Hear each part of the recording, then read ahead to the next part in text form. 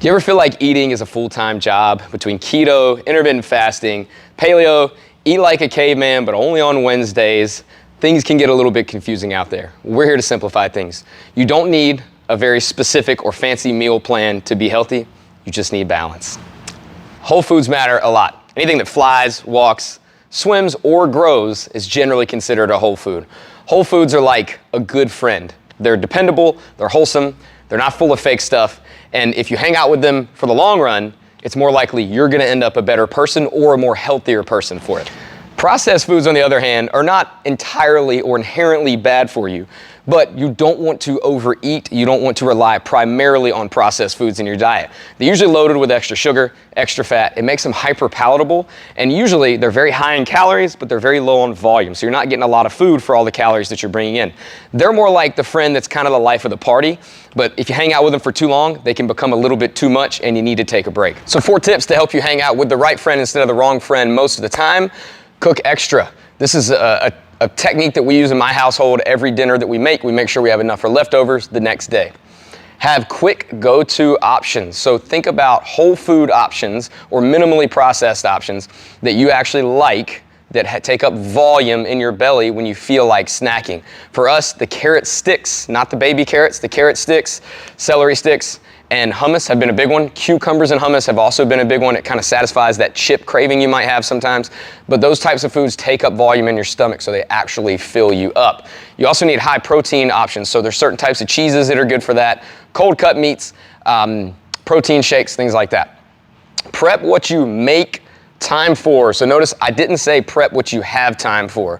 We can always find other things to do besides prep our food. So make time to prep some food, but keep it within reason. Don't spend your entire day prepping food, putting it in individualized containers for every single day. Just make some food that you can eat the next day, maybe the day after that. Try to do it for breakfast. Try to have some quick options for lunch, and then again, make extra food at dinner so you have some leftovers. Finally, follow the plate method for meals and snacks. So this is gonna help you find the balance that I mentioned earlier and help keep you focused on whole foods or minimally processed foods. So let's help you find some balance. We do that at BFP with the plate method. So here's what it looks like. Half your plate, veggies.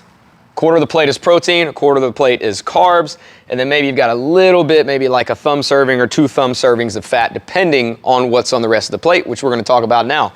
First thing you want to do is load up on these veggies, and you should eat those first because they're bulky, they're going to take up space in your stomach and help start the process of letting your brain know that you're filling up. So let's talk about some options. We've got meals, we've got snacks. So really these go both ways when it comes to veggies.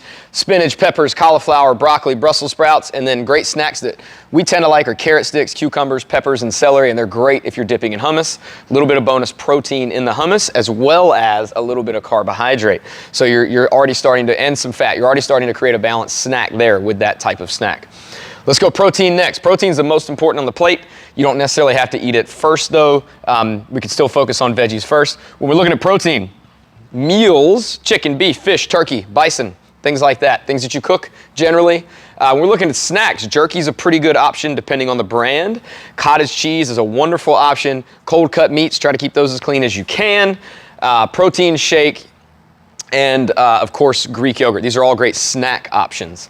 Then we're gonna come down to our carbs. So there's starchier carbs and less starchier carbs. There's ones that digest a little faster. There's ones that digest a little bit slower. The ones that digest slower are usually higher in fiber and are healthier options all around. Now, if you gotta go compete or get after it really hard in a 2-hour workout, you might wanna stick to the starchier carbs that digest a little bit faster. They're also great post-workout.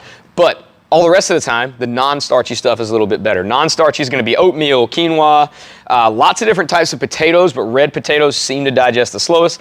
Whole wheat, whole grain type bread, some beans. Spaghetti squash is a good one. It's got a good amount of fiber, and certain types of rice. But all these are considered carbs that most people would have with meals. Snacks, you could have lots of fruit options. You could have smaller servings of these as well. Apples, berries, oranges, kiwi, mango. I love watermelon in the summertime. All those work. Most of these are going to digest a little faster. These are going to digest a little slower.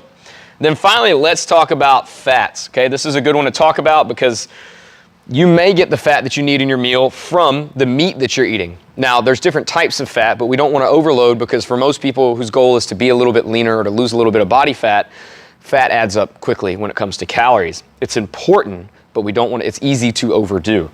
It's going to be in those salad dressings if you're using a salad dressing, so be aware of that rather than adding on top of it. If you cook with oil, that's another way to add fat to your meal. Be aware of it. Nuts, you don't need more than like a thumb or 2 thumbs worth. And avocado, all different types of fat, different ways of getting fat in your meal. So you don't necessarily need to add this little sliver right here if it's coming that way. Now, if you're having a snack, nuts, avocados, nut butters, but we want to have caution on these for the same reason. Those calories add up very, very quickly. It's very easy to have a container of nuts and just go handful after handful, or now they make the flavored almonds that taste like potato chips. You got to be careful with this stuff. Pre-portion that stuff out if that's what you're going to use for your snacks. We recommend keeping things simple by following a method like the plate method.